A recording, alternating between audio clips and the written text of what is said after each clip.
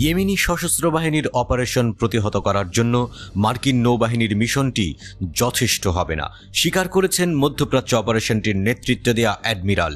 গাজায় ইসরায়েলি যুদ্ধ শুরুর অল্প সময়ের মধ্যে ইয়েমেনের সশস্ত্র বাহিনী ফিলিস্তিনের ইসরায়েলি বন্দরে প্রবেশের উপর নিষেধাজ্ঞা আরোপ করেছে এবং হুথি যোদ্ধাদের নিষেধাজ্ঞা লঙ্ঘনকারী জাহাজগুলোকে লক্ষ্যবস্তু করছে।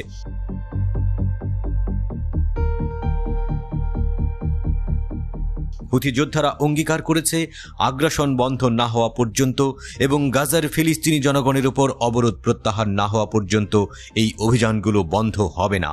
ইউএস নেভাল ফোর্সেস সেন্ট্রাল কমান্ডের commander vice admiral George Witkoff বলেছেন, ইয়েমেনি হুমকি মোকাবেলায় সামরিক শক্তির চেয়ে আরও বেশি কিছু প্রয়োজন। তিনি পরামর্শ দিয়েছেন ওয়াশিংটন এবং তার মিত্রদের অবশ্যই ইয়েমেনের সামরিক বাহিনীর উপর চাপ প্রয়োগের বিকল্প পদ্ধতি বের করতে হবে।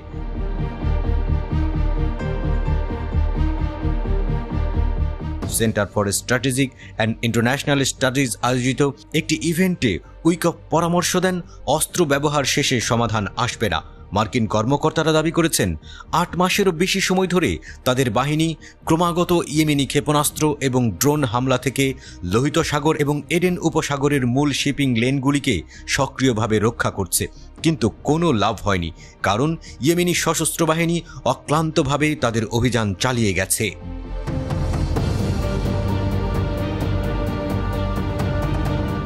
গত জুলাইয়ে ইয়েমেনি সামরিক বাহিনীর একটি ড্রোন এমনকি তেল আবিবের একটি ভবনে আঘাত হানে।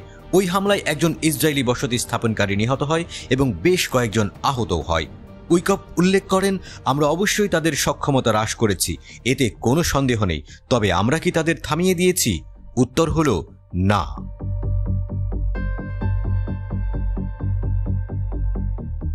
তিনি ইয়েমেনি সামরিক বাহিনীর মধ্যে গুরুতর দুর্বলতা চিহ্নিত করার অসুবিধাকে হাইলাইট করেছেন।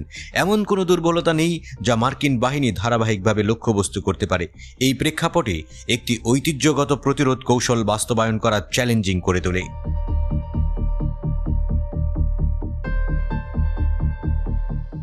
উইকফ ব্যাখ্যা করেছেন, মার্কিন নৌবাহিনীর লক্ষ্য হল স্থিতাবস্থা বজায় রাখা, সরকারের অন্যান্য শাখা এবং আন্তর্জাতিক সম্প্রদায়কে তাদের কার্যক্রম বন্ধ করার জন্য ইয়েমেনিদের উপর চাপ প্রয়োগ করা।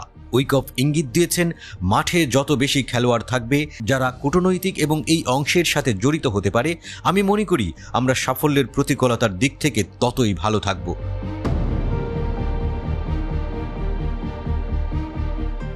উইকফের মূল্যায়ন মার্কিন কর্মকর্তাদের পূর্ববর্তী বিবৃতির সাথে সামঞ্জস্যপূর্ণ।